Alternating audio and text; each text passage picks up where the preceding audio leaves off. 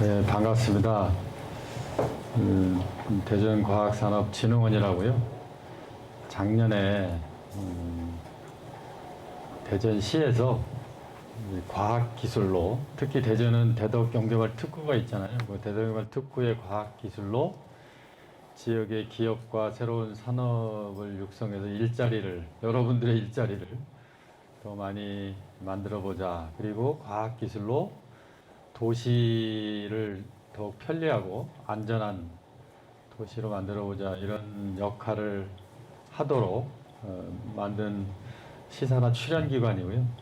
저희보다 조금 앞서서 디자인진흥원이 만들어져서, 여러분이 와 계신 이 기관이 만들어졌습니다. 그래서 작년에 아마 대전시에서 많은 일을 했는데 제일 잘한 일 중에 하나가 디자인진흥원하고 과학산업진흥원을 만든 일이다.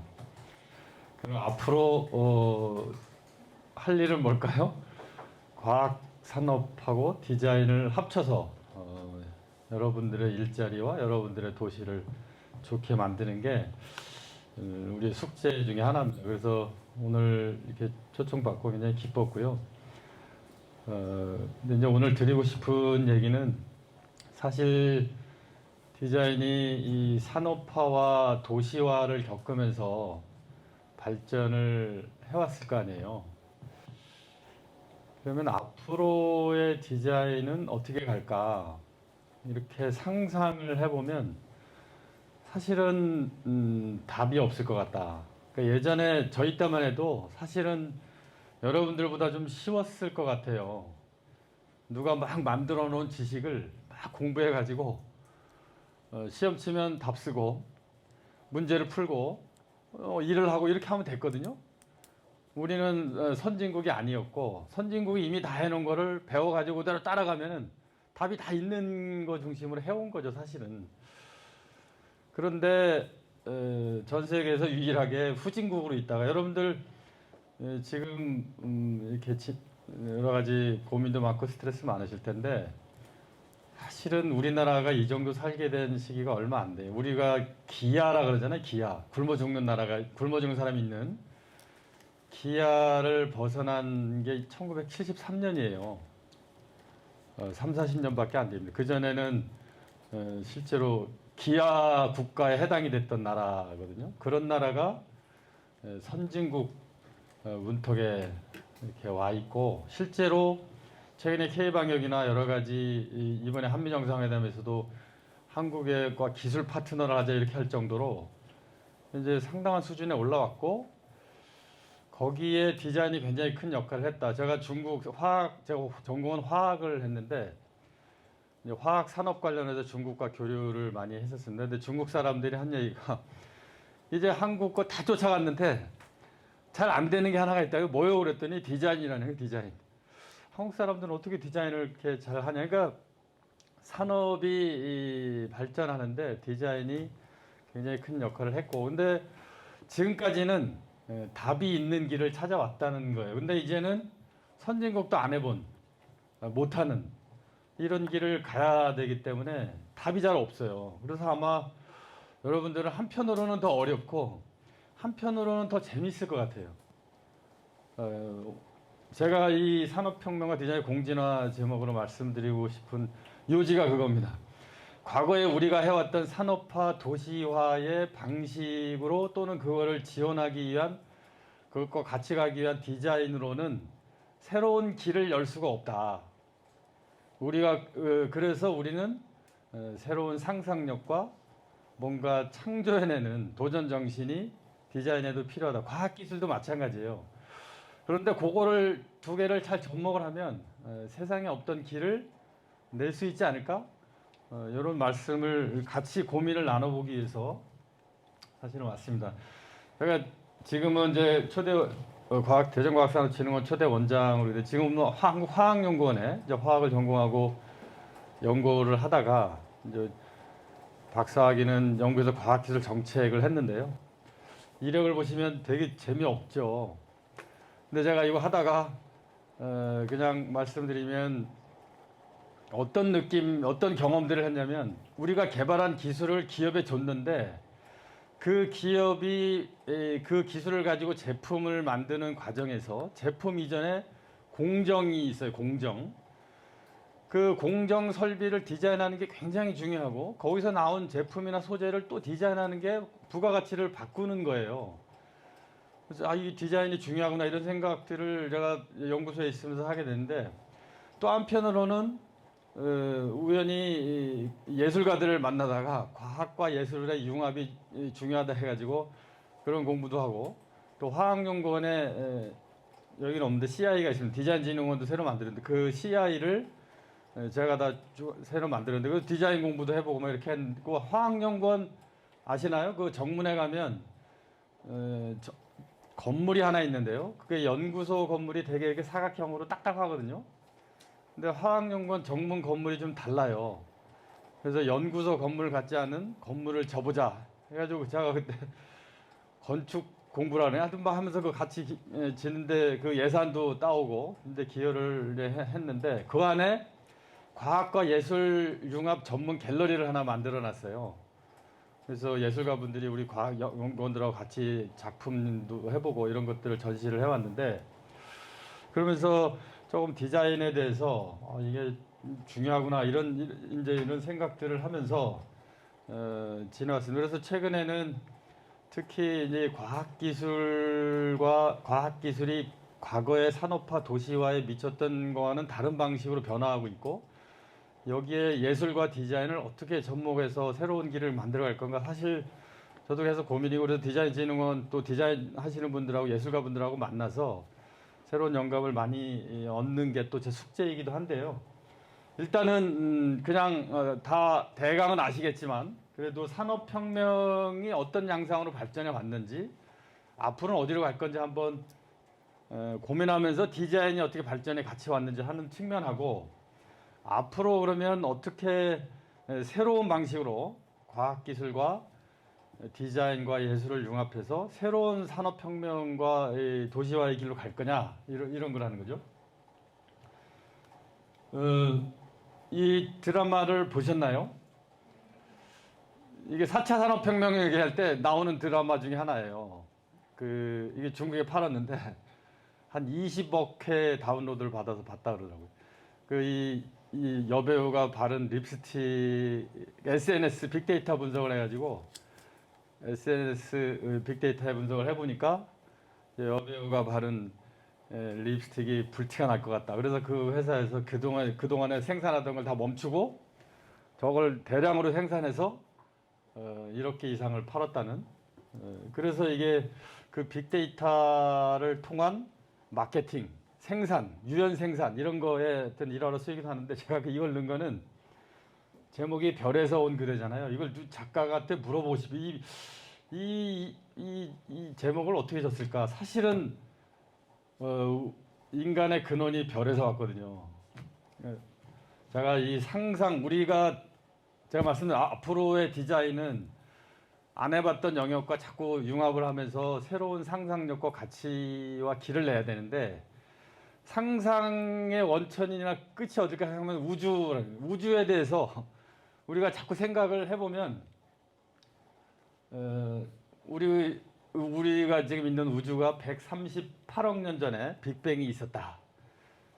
빅뱅의 엄청난 폭발력으로 3분 이내에 수소, 헬륨, 원자핵이 탄생하고 그 전자를 만나서 수소, 헬륨 만나는데 우주로 나가면 98%가 그래서 수소와 헬륨이에요.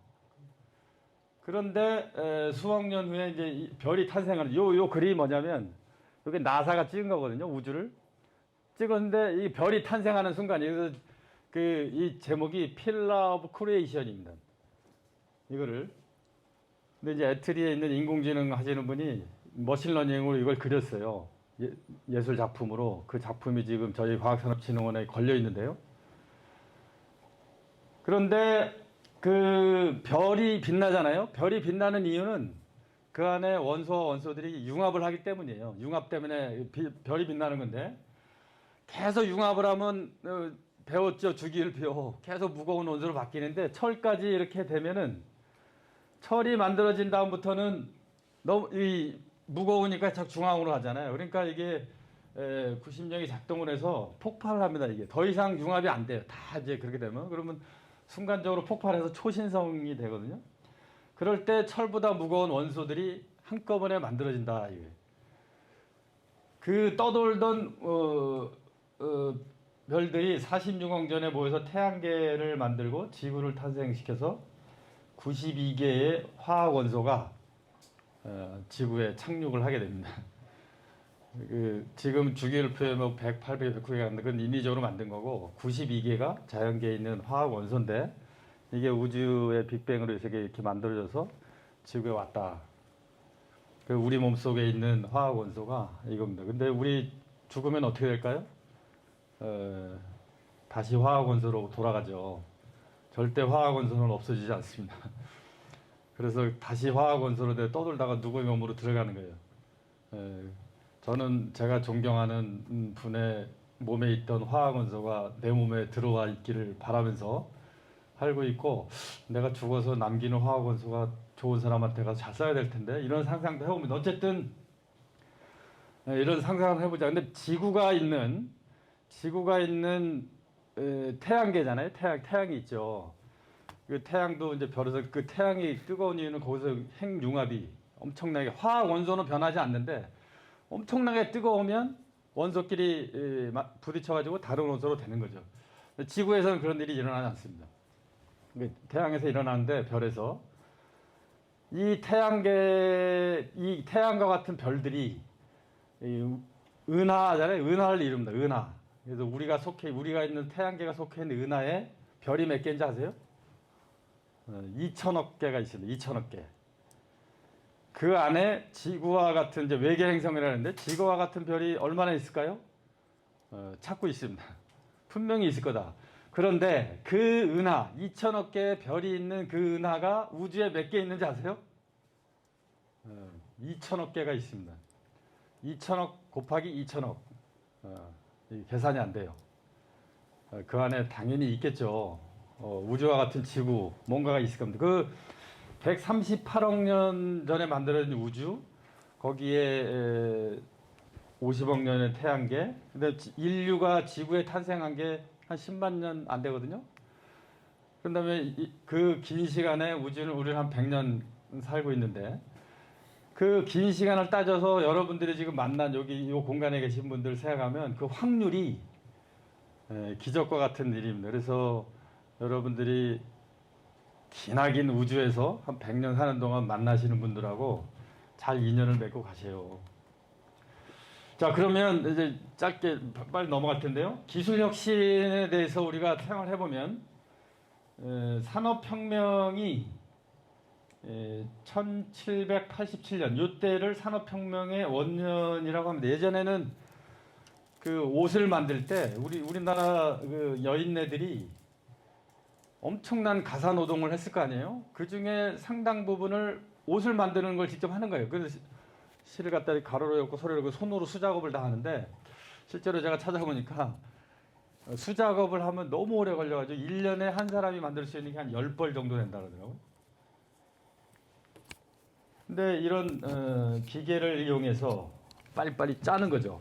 그러면 엄청난 대량 생산이 되는 이런 기계에서 면직물이 공업 발전하고 이 철이 자연에 있는 철광석과 석회석과 코쿠스를 섞어서 뜨겁게 가열을 하면 이게 철이 나옵니다. 이 철의 화학 반응식은 이거예요. 간단해요. 이것이 인류를 이것 때문에 철도, 기계, 전기관차, 전기선, 교량 이런 것들이 만들어지는 거죠. 그래서 이런 전기기관차하고 전기선들이 만들어지는 거죠. 그래서 이런 철 때문에 이런 다리배 이런 것들이 만들어지는데 이게 다 디자인 아니에요, 그죠? 그러니까 기술이 없었을 때 방적기가 없었을 때 생각하는 디자인하고 완전히 다른 디자인이 나온다는 거죠. 그래서 이런 것들이 모여서 1차 산업혁명이 돼서 면직물, 석탄, 철강, 운수산업이 발전을 하고 그것이 경제와 사회를 바꿨다 이거죠. 그래서 공업국가와 근대 자본주의 경제가 탄생을 하는데 그러면서 의류, 공장, 철도, 교통, 건축, 조선 등의 디자인이 발전을 한다는 거죠. 해왔다는 거죠.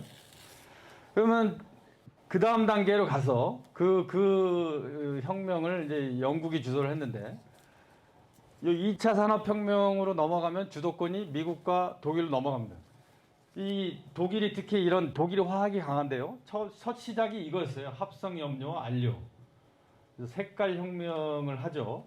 최초의 합성 플라스틱이 나오고 나일론이 1934년에 이제 드디어 인공으로 섬유를 만드는 이런 시대가 된 거죠. 여성들이 이 나일론 처음에 나왔을 때 사려고 몇 킬로씩 줄 서서 샀다는 이런 기록이 있죠.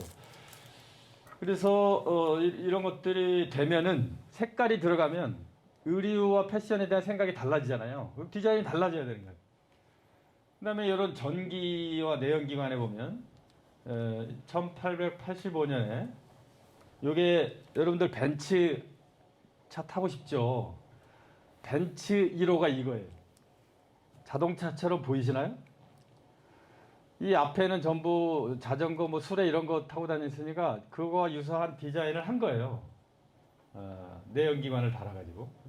이게 벤츠 1호입니다. 그러니까 디자인의 상상력이 과거의 궤적으로부터 이어지는 거다를 이제 알 수. 이게 비행기입니다. 이게. 여러분들 비행기 타고 여행 다니시죠? 이게 최초의 비행기입니다. 플라이어 1호.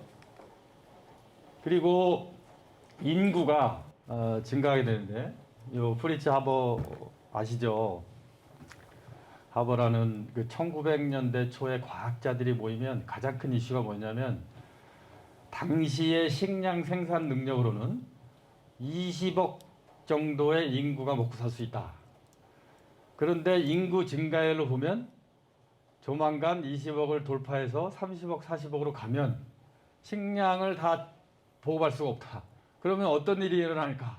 이게 이제 과학자들의 가장 큰 이슈였어요. 이거를 어떻게 해결할 거냐? 이 사람이 해결한 거죠. 이게 상상력인데, 공기의 연금술이라는 책이 있습니다. 꼭 한번 읽어보세요.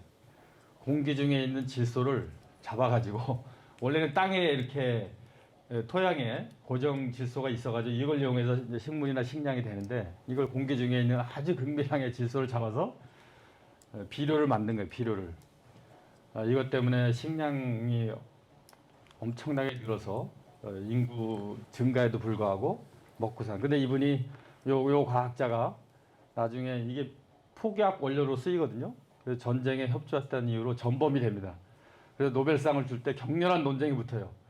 인류의 수십억 명의 인류를 살렸는데 전범이다. 이거 노벨상을 줘야 되는 말로 투표까지 해가지고, 그래도 너무나 인류의 문명에 큰 공로를 끼쳤기 때문에 주자 이렇게 해서 노벨상을 받는데, 이 하버보다 더 우리는 잘 모르는 이 보쉬라는 사람이 있어요. 엔지니어, 학부 출신 엔지니어였어요.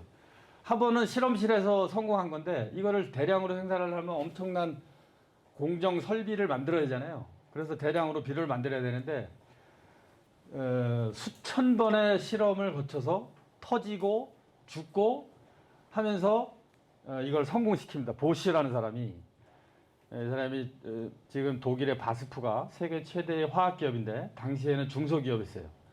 그 중소기업의 학부 출신의 엔지니어가 이 하버가 개발한 요걸 가지고 비료 생산에 성공을 시켜서 엄청난 같이 기여를 한 거죠. 그리고 실제로 그것 때문에 바스프가 엄청나게 성장을 해서 지금은 세계 최대의 화학기업이 되는데요. 그래서 같이 받아요. 같이. 그리고 이런 통신 기술도 이렇게 나오고, 요게 뭐 같으세요? 벨이 만든 전화기예요. 전화기인데 요게 다가 아니고, 요거는 이제 말하는 거고 듣는 건 따로 있어요. 여러분들 지금 스마트폰 갖고 다니잖아요. 그 전에 유선 전화기 시초는 이런 정도로, 제가 스마트폰을 처음 산 게 95년 정도 되는데요. 그때 나온 그 93년, 94년에 나온 노키아 스마트폰은 거의 무전기 수준이에요. 이렇게 두껍고 이렇게 크고 주머니 안 들어가요. 이게 막 무겁게 들고 다니는 그런 폰이었는데, 스마트폰이라고도 하기도 어렵죠. 무선 전화기. 근데 지금은 스마트폰이 됐잖아요. 그러니까 디자인을 할 때 이런 것들이 이렇게 영향을 미친다. 이걸 처음에 라디오, 여기 TV 카메라 이런 것들이요. 이런 과학 기술이 이런 걸 만들 때 디자인이 이런 방식으로 된다. 여기 이제 청소기, 세탁기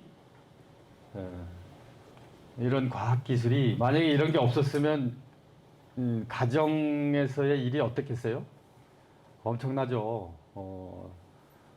이렇게 와서 이렇게 공부할 시간이 없습니다. 그냥 집에서 계속 뭔가를 해야 돼요. 여성들을 가사 노동에서 해방시킨 그런 기술 혁명이죠. 이게 석유와 모든 산업이 되려면 그 기초 소재가 있어야 되는데 그 기초 소재를 만들어내는 게 화학인데 어디서 만드냐? 지금은 대부분 석유에서 만듭니다. 그래서 석유 경제라고 하는 이유도 이제 거기도 있는데 그래서 이런 기술들을 석유에서 소재를 만들어서 모든 산업을 만드는 이게 다 디자인이잖아요. 이런 것들이 가능하게 한 게 이제 석유화학 기술이다. 이런 거. 그래서 2차 산업혁명은 시스템화, 엔지니어링, 독일과 미국으로 이동하고 석유 시대로 가장 핵심적인 혁명적인 변화가 뭐냐면 노동시간 단축이 산업혁명 초창기에 하루에 15시간씩 20시간씩 일을 했어요. 지금은 40시간 하죠. 가사 노동에서도 벗어났지만 실제 직장에서도 노동시간이 이렇게 줄어들었는데 생산성은 훨씬 더 많아진 거죠. 이게 기술혁명의 산업혁명에 이르다. 그래서 산업혁명은 이런 패션, 가전, 자동차, 전화기 일상생활용품의 디자인으로 들어왔다는 거죠. 근데 이제 3차 산업혁명으로 가면 이제 컴퓨터와 인터넷이 나오죠. 요 영화 보셨나요? 이미테이션 게임? 정말 재밌습니다.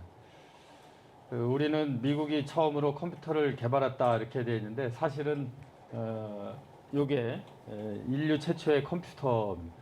2차 대전 때 독일의 암호를 풀기 위한 컴퓨터를 개발을 했는데 그래서 독일의 암호를 풀어서 전쟁에 이겼어요, 영국이. 근데 이게 국가 보안에 걸려서 공개가 안 돼가지고 아무도 몰랐던 거예요. 나중에 시간이 지나서 이걸 공개하니까 미국보다 더 빠른 거죠. 그래서 최초의 컴퓨터는 이걸로 되어 있습니다. 그래서 이 앨런 튜링이라는 과학자가 이제 인공지능, 컴퓨터 과학, 인공지능의 아버지로 이렇게 돼 있습니다. 이 컴퓨터를 개발한 그 건물이 제가 영국 맨체스터 대학에서 했는데요. 제가 공부한 건물 바로 앞에 있더라고요. 몰랐어요, 그걸. 근데 그 대학에 노벨상을 받은 사람이 23명이 있다. 저기가 노벨상 받은 데 가봤더니 이거더라고요. 요게 이제 애니악이라는 요거고 애플. 그 다음에 중요한 혁신이 이제 2차 전지와 자동차에서 이런 전기 자동차 요 배터리죠. 지금 전기 자동차 미국하고 한미 정상을 회담할 때 반도체하고 그다음 뭐였어요? 2차 전지. 2차 전지 투자를 이제 미국이 하는 거죠, 우리나라가. 실제로 요 2차 전지 세계 최고의 대의 2차 전지 매출을 올리는 데는 LG화학이. 요게 다 화학이거든요. 그래서 이 중에 실제 화학 비중이 50% 정도 됩니다. 그런데 요 2차 전지 옛날에는 여러분들 노트북 이런 스마트폰이 2차 전지가 없으면 상상이 안 되는데 TV도 그렇죠 가지고 이게 건전지를 갈아 끼고 한 번 쓰고 버리는 이게 건전지잖아요. 2차 전지는 이제 충전해서 쓰는 거죠. 근데 자동차에 들어가는 게 있고 노트북에 들어가고 스마트폰에 들어가잖아요. 이게 점점 소형화되고 디자인이 발전하면서 이뻐지고 이렇게 가는 거죠. 여기 스마트폰 있지 않습니까? 이 스마트를 보시면 이런 것들이 다 기술, 화학 기술이고 이렇게 돼 있습니다. 우주를 볼 때 여러분들 우주 시대라 그러잖아요. 우주가 온도가 어느 정도 되는지 아세요? 마이너스 160도. 우주를 뚫고 이제 대기권에 이렇게 들어갈 때 1600. 그러니까 마이너스 160도와 1600도를 견디는 소재가 필요한 거예요. 그 다음에 그걸 엄청난 속도로 올려야 되니까 이런 추진체가 필요한 거죠. 이런 화장품 때문에 여러분들의 이제 미용이 유지가 되는 거고요. 또 질병 관련된 거고요. 이런 것들이 그래서 이 정보화 시대라고 하는데요. 이 과학과 기술을 융합이 확산된다. 그래서 요즘은 과학 기술 원래는 다른 의미인데 같이 쓰잖아요. 과학 기술이라고. 소규모 벤처로 확대돼요. 그래서 3차 산업혁명이라는 거는 컴퓨터, 자동차, 스마트폰, 항공기, 화장품 이런 분야의 디자인의 혁명적 변화가 같이 왔다. 그래서 굉장히 다양한 기술의 혁신이 동시다발적으로 일어나고 그것이 산업에 적용되는데 결국 그것이 사회의 일상을 바꾸고 그것이 디자인이 들어가서 그 사회 구조 자체를 바꾸는 이런 형태의 발전이 있었다는 거예요. 그럼 앞으로는 어디로 갈 거냐? 그 정보화 시대의 핵심은 뭐냐면 모든 정보를 모아요. 컴퓨터 이렇게 여러분들 스마트폰에 검색하잖아요. 컴퓨터에 가면 분석까지 됩니다. 그러면 정보화 시대는 뭐냐면 모든 정보가 모이는데 그걸 사람이 들어가서 분석을 해서 꺼내가지고 와가지고 적용을 해서 바꾸는 거예요. 근데 앞으로의 시대는 뭐냐면 모든 데이터가 다 들어가서 컴퓨터가 스스로 학습을 해서 분석을 해가지고 새로운 답을 알려줍니다.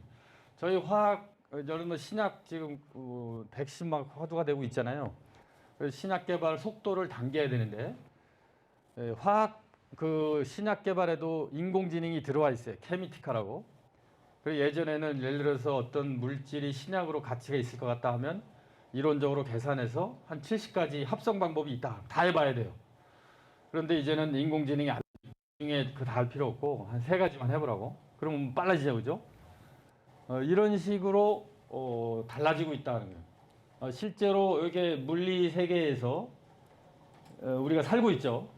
이걸 인공지능이 답을 가르쳐주고 이런 다양한 것들이 디자인까지 포함해서 붙으면 전혀 새로운 산업과 전혀 새로운 사회를 만드는 길로 가고 있다. 이게 4차 산업혁명의 이제 핵심적인 변화다. 답이 없는 거예요. 이게 어디로 갈지. 예. 특히 그거의 기본이 이제 이런 사물 인터넷, 빅데이터. 2020년 작년에 260억 개의 사물이 연결이 거의 20년 만에 이게 지금 몇 배가 뛴 거예요. 엄청나게 많은 정보가 이 스마트폰도 이런 정보 점점 처리해야 되니까 그래서 용량 싸움이잖아요. 그 다음에 이런 블록체인이 이제 들어와서 뭐 비트코인이나 이런 가상화폐만 블록체인이 상당히 알려져 있는데 실제로는 굉장히 다양한 분야에 블록체인이 쓸 수 있습니다. 이런 것들을 자꾸 상상을 해서 일상이나 산업이나 사회 변화에 적용하는 디자인으로 가면 가치가 달라진다. 그런 측면에서 이것도 중요한 건데요. 그러니까 인공지능이 이렇게 이런 방식으로 발전을 해와서 되는데 이세돌 알파고 나왔을 때 졌잖아요. 인간이 뭐 다른 나라 비슷하게 대한민국에서 처음으로 국민들이 뭐 일본은 이제 핵폭탄 터지고 하니 그때 느꼈겠죠. 우리는 처음으로 기술의 발전이 인간을 뭔가 불안하고 뭐 기계로부터 우리가 통제받는 그런 상황으로 갖는 거 아닌가? 이게 불안감을 느끼는. 이게 알파고 때문에 그러면요. 갑자기. 근데 알파고가 도덕을 뒀잖아요. 이세돌은 공깃밥 먹고 요 정도 에너지를 썼어요. 알파고는 여기 20만 킬로와트 컴퓨터 한 1000대 정도. 컴퓨터 1000대가 뒤에서 돌아간 거예요. 이게 상업화될 수가 있겠어요, 없겠어요? 컴퓨터 1000대면 돈이 엄청나게 들어가잖아요. 그래서 이 알파고를 만든 사람의 가장 큰 숙제는 물론 빨라야 되지만 에너지를 줄이는 거예요. 에너지를. 그래서 알파고 리를 만들었고 중국 사람을 깼죠. 48개의 TPU가 쓰였는데 알파고 제로를 만들었는데 요거는 4개의 TPU만 쓰였습니다. 그래서 속도는 50배로 올리고 에너지 소모는 10분의 1 수준으로 내렸어요. 이렇게 빠른 속도로 가는데 요 사람이 누구냐면 엔비디아 이제 회장인데요. 여러분들 컴퓨터 탁 키면 그 첫 화면에 이렇게 막 지나가죠. 검은 화면에 엔비디아가 나옵니다. 이 그래픽 회사거든요. 뒤에 있습니다만 예전에는 자동차 회사가 엔진을 잘 만드는 회사가 1등이에요. 독일이 셉니다. 근데 전기 자동차로 가면 배터리를 잘 만드는 회사가 센 거예요. 예, 배터리 자동차 회사들이 배터리 회사에 붙어요. 근데 인공지능 시대로 가면 그 엄청난 데이터를 빠른 속도로 처리하는 인공지능 칩을 누가 갖고 있느냐. 이게 미래 자동차의 허브가 되는 겁니다. 엔비디아가 그래서 이 테슬라 이거 개발해서 인공지능용 반도체 칩을 해가지고 자동차에 심으면 엄청나게 빠른 속도로 데이터를 처리하는 거죠. 3D 프린팅 아까 강의도 있었죠. 3D 프린팅 자체는 부가가치가 별로 없어요. 프린터 자체는 거기에 들어가는 소재, 설계 기술, 소프트웨어 기술 이런 것들이 부가가치가 있는데 BBC에서 2100년, 150년 되면 인간의 수명이 150살 정도 된다. 어떻겠어요? 그 이유 중에 하나가 요 3D 프린팅으로 이제 다 장기를 만들어 갈아 끼우는 거예요. 사람인지 기계인지.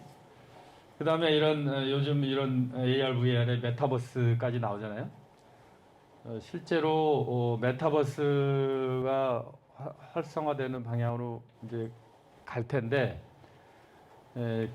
물리적 세계와 가상의 세계에서의 디자인이 다른 물리적 세계에서는 구현할 수 없었던 디자인이 상상의 세계에서는 엄청난 방식으로 구현이 될 거예요 아마. 그러니까 디자인의 세계가 이제는 물리 세계에서 가상 세계에서 마음껏 활개를 치는, 그리고 그 어디에도 디자이너가 필요로 하는 거. 여러분들이 그래서 이 디자인에 관련된 공부를 잘 해놓으시고 하면은 미래가 밝다 이런 거죠. 실제로 이런 유전자 분석 기술도 처음에 9,526만 달러, 여기에 1,200달러 내려갔습니다. 굉장히 비용이 받은 거죠. 4차 산업혁명의 6가지 작동 원리가 이렇게 정보를 얻어서 빅데이터를 해서 요거를 인공지능으로 거기에 가치를 창출하고 최적화해서 이런 데 공장이나 물류나 금융에 다 적용하는 거죠. 요게 요런 4차 산업혁명 시대는 가장 핵심이 정해진 답이 없는 거예요. 어디로 갈 거냐를 계속 분석을 하는 거예요. 일단 저 같은 정책 전문가나 기술 혁신 전문가들이 야 이게 핵심 기술이고 그러면 이런 쪽으로 갈 거야. 이런 분석을 계속 해보는 거예요. 여기에 어떤 부가가치를 얹을 거냐가 중요하고 인문학적 융합이 들어와야 되고 디자인과 예술이 들어와서 가야 된다. 이게 점점 사람들이 생각하면 생각할수록 그리 가는 거죠. 이런 플랫폼, 공유경제, 통합과 융합 이렇게 한다. 디자인은 어디로 갈 거냐? 요거를 몇 가지를 말씀을 드리면서 이제 마칠 텐데요. 대전에 대덕연구개발 특구가 있습니다. 국가가 1973년에 산업을 키워야 되겠는데 거기에 필요한 기술과 인재가 부족하다. 그래서 출연연구소라는 걸 만들었습니다. 키스트도 만들고 또 분야별로 저희 화학연구 같은 거 만들어서 하는데 이게 각자 따로 놓으면 시너지가 적을 것 같으니 어디 한 군데 모아놓자. 그래서 만든 데가 대덕연구단지예요. 그랬는데 그래서 카이스트도 들어오고 그래서 연구소하고 카이스트와 이런 연구와 교육 중심에서 과학기술이 이게 산업으로 기업으로 가야 되는데 그러려면 어떻게 하면 좋을까? 그래서 특구의 면적을 넓혀서 기업이 들어가서 연구소와 카이스트 대학하고 같이 이렇게 해서 기술 혁신할 수 있는 특구로 바꿨습니다. 2005년에 특구로 바꿔서 지금까지 왔습니다. 그래서 2023년이면 대덕연구개발 특구가 50주년이 되는데요. 그 키워왔던 방식은 국가가 돈을 주고 연구소를 만들고 사람을 넣고 장비를 넣고, 그런데 방식은 각자 하는 거죠. 화학연구원 따로, 기계연구원 따로, 전자통신연구원 따로, 카이스트 따로. 한 군데에 모아놨는데 각자 도생하는 방식의 특구였다는 거예요. 그리고 지역하고 밀착이 적고. 그런데 앞으로의 기술 혁신은 융합이다. 이런. 이제는 따로 하지 말고 같이 해라. 이런 방식으로 계속 변하고 있는데, 그래서 대덕특구 재창조 종합계획이라는 것을 만들었고 지난 4월 30일에 7개 부처 장관이 합의해서 통과를 시켰습니다. 거기에 들어있는 대덕특구 재창조의 전략 1번이 뭐냐면 세계적인 융합연구 이거예요. 그래서 융합연구혁신센터 대전시에서 특구에 있는 공간을 샀습니다. 사가지고 융합연구혁신센터 이름 붙여서 저희 과학산업진흥원이 그 안에 들어가서 지금 설계를 하고 있어요. 이게 그 안에 들어가 있는 그림입니다. 이 대덕특구 재창조 종합계획 그 7개 장관이 승인한 관계장관에 들어간 자료의 그림이에요. 여기 보면 융복합 혁신 거점, 한스코 부지 이렇게 되는데 한스코 부지를 대전시가 산 거예요. 그래서 6월 말에 등기가 넘어오거든요. 거기가 저희가 지금 들어가서 이 공간을 융합 공간으로 꾸미고 나머지 분야를 이렇게 모아서 특구에 만들어지는 공간과 새로운 프로그램과 융합 인재를 넣어서 이제는 융합으로 간다. 이런 거예요. 그래서 이 플래그십 융합 연구를 촉진하는 공간도 만들고 프로그램도 만들고 연결도 하고 이런 식으로 이제는 각자 하던 거를 같이 해라 이런 거예요. 그런데 같이 하려다 보면 거기에 새로운 아이디어와 상상력이 들어가야 되고 그래서 새로운 디자인과 예술이 들어가야 되고 인문학적 어떤 생각이 들어가야 되고 제도도 바뀌어야 되고 이런 것들이 굉장히 복합적으로 얽혀 있어요. 옛날보다 어려워진 거예요. 연구하는 사람들도 옛날에는 공부해가지고 내가 화학 공부만 해가지고 열심히 하면 노벨상 받는 걸로 간다 이렇게 생각했는데 이제는 화학을 공부하는 연구원들이 다른 기술하고도 접목을 해야 되고 그 사회와 산업이 어떻게 하는지도 알아야 되고 거기에 디자인과 예술을 넣어야 이게 부가가치가 올라간다 생각을 해야 되니까 어려워지잖아요. 그럼 화학을 연구하는 연구작을 어떻게 다 합니까? 혼자 못하죠. 그래서 이제는 같이 하자. 협업을 해야 된다. 그러니까 융합으로 가는데 융합의 전제는 협업입니다. 그러니까 노동의 방식, 일의 방식, 사고의 방식이 바뀌는 거예요. 융합으로. 답이 없는 거를 같이 찾아가는 거죠. 그래서 이런 융합이 촉진되는 것이 대덕특구 재창조의 1번입니다. 1번.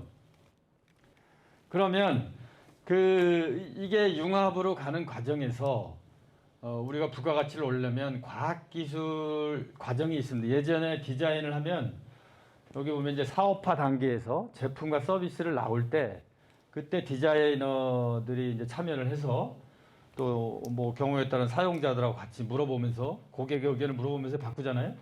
그리고 제품 완성도나 가치를 제고하죠. 물론 이것도 지금보다 훨씬 더 많이 이제 빠른 속도로 해야 됩니다. 그런데 우리가 좀 더 당기면 연구 수행 과정이나 그 앞에 연구 기획 과정에 디자이너와 예술가들이 들어와야 된다. 이런 생각을 해보는 거예요. 그래서 시장이 어떻게 바뀌고 미래 수요가 어떻게 바꾸고 도시가 어떻게 바꾸고 이런 것들을 연구하는 사람보다는 다른 분야에 있는 분들이 더 많이 알 거다. 그래서 이런 기획과 수행 과정과 사업화 단계의 전 단계에 디자인을 입히면 고부가가치 신산업창조 사회혁신이 가능하다. 그리고 그래서 대전의 경우에 이거 분석을 해보니까 저희가 이걸 계속 하고 있는데 대전의 전략산업과 강점산업과 미래산업이 있습니다. 이거를 테크놀로지 맵을 만드는 거예요. 그 맵을 만들어서 우리가 갖고 있고 이건 앞으로 해야 되고 이건 없고 이런 전략을 짜야 되는데 그때 디자인을 입히자 이런 거예요. 디자인을. 그러면 부가가치가 달라진다. 그리고 최근에는 과학기술 연구 방식 중에 하나가 리빙랩 방식이 들어와 있습니다. 아예 처음부터 사용자들하고 고객들하고 같이 해야 된다. 그래서 도시의 시민들이 문제를 발굴하고 그걸 해결하는데 과학기술을 도입해서 같이 도시를 바꾸는 이런 리빙랩 방식이 이제 확산되고 있는데 실제 리빙랩 활동을 하는 과정에서 이런 디자인들이 사용자들이 같이 참여하는 디자인들이 굉장히 중요한 역할을 해왔고 앞으로도 그럴 것이다. 그런 측면에서 리빙랩과 디자인의 융합 이것도 굉장히 중요한 화두고요. 그래서 리빙랩 도시를 상상을 해보면 탄소 중립, 바이러스 안전도시, 과학기술, 디자인 이런 스타트업 이런 부분들이 같이 시민들과 함께 만들어지는 방향으로 갈 거다. 답이 없는 거기 때문에 모여서 같이 하자 이런 거예요. 그리고 예술가도 같이 하고 있어요. 대전 시립미술관의 경연제로 이런 비엔날레 하고 있고요. 대전문화재단의 아트센스 하고 있고 출연연도 저희 같이 출연연들이 몇 개가 예술가들하고 연구원들이 모여서 협업해서 작품도 하는 이런 것도 하고 있습니다. 미국 MIT 미디어랩이나 이런 SVA 이런 데서 다 이런 식으로 하고 있는데 제가 서울에 제가 아주 존경하는 디자인 교수님이 계신데 요즘 뭐 하세요? 그랬더니 기술 공부한 기술 공부. 기술이 도대체 앞으로 어디로 가고 있는지 그걸 알아야 디자인이 제대로 된 생명력을 갖기 때문에, 그리고 이제는 과거의 방식대로 쫓아가는 게 아니고 디자인이 들어가서 오히려 기술이 이런 방향으로 가야 된다라고 선도하는 방향까지 디자인이 가야 된다, 이런 그런 강의와 토론을 하고 있다 이러더라고요. 실제로 그렇다는 거죠. 이게 1900년 비엔나에 유명한 제가 좋아하는 화가인데 과학자들하고 만나면서 비엔나가 후기 르네상스의 완전히 허브 도시가 되는데요. 우리는 지금 과학 공부하려면 미국 가잖아요. 예술가들 어디 가고. 근데 예전에 다 비엔나 간 거예요. 그래서 클림트가 과학자 만나다가 이 그린 그림입니다. 경계가 모호하죠. 의자에 앉아 있는 건데 클림트를 후원한 후원자의 부인을 그려준 거예요. 고마워서.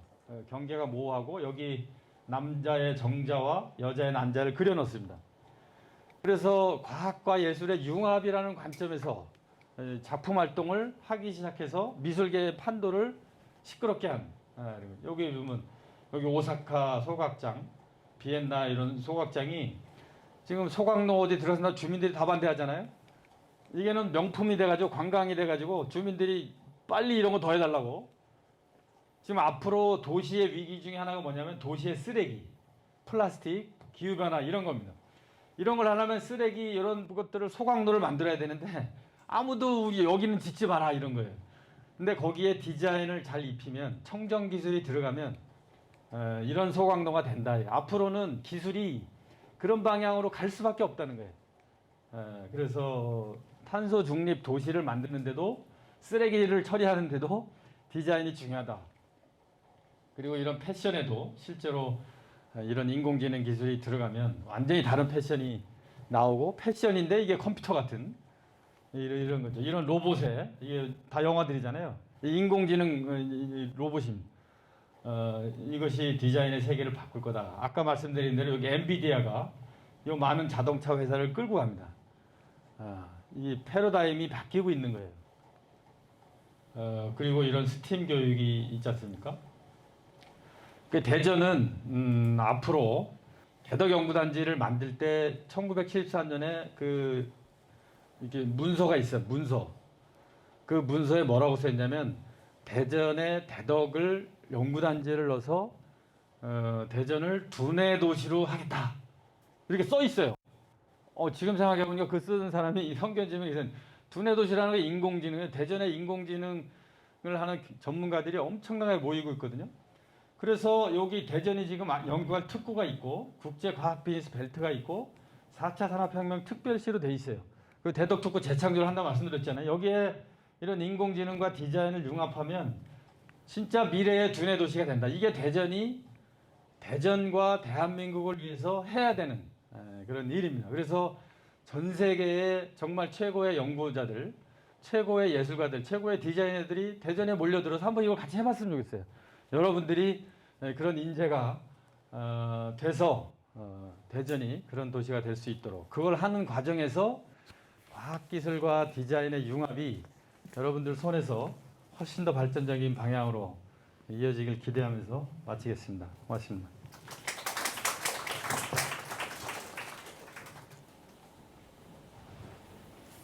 혹시 그 원장님 강연 들으시면서 질문 있으신 분들 있으시면은 질문해 주세요.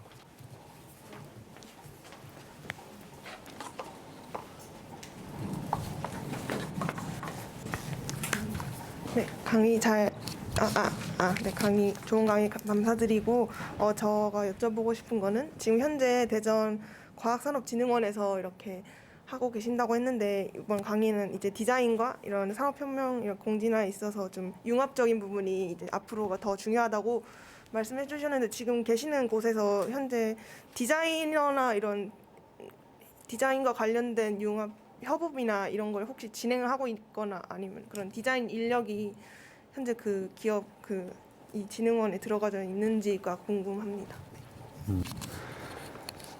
그 연구소도 보면요, 이제 화학을 하잖아요. 예를 들어서 그다음에 에너지 기술을 하잖아요. 그러면 화학의 소재를 만들면 에너지에서 시스템을 만들어서 같이 합치면 태양전지가 되고 에너지 뭐 장비가 이러는데 각자 도생이기 때문에 화학에서 에너지 기술에서 해야 될 부품 생산 시스템 전문가 뽑고 요즘 인공지능이니까 인공지능 전문가 뽑고 그래서 또 에너지에서 화학하는 사람 뽑고 이렇게 해서 막 각자 도생의 스타일이에요. 우리가 다 갖춰놓고 뭔가를 해야 된다 이렇게 돼 있는데 대전과학산업진흥원은 시에서 운영되는 기관이고 저는 사실 지금도 지금 채용공고 나가서 인력이 계속 늘고 있는데 정말 그런 상상력을 가진 사람 디자인 예술적 어떤 감성을 가진 사람을 너무 뽑고 싶은 거예요. 네. 감사합니다. 그 강연 진행해주신 고영주 원장님께 큰 박수 부탁드리겠습니다. 나중에 한번 대전과학산업진흥원에 놀러 오시면 환영입니다.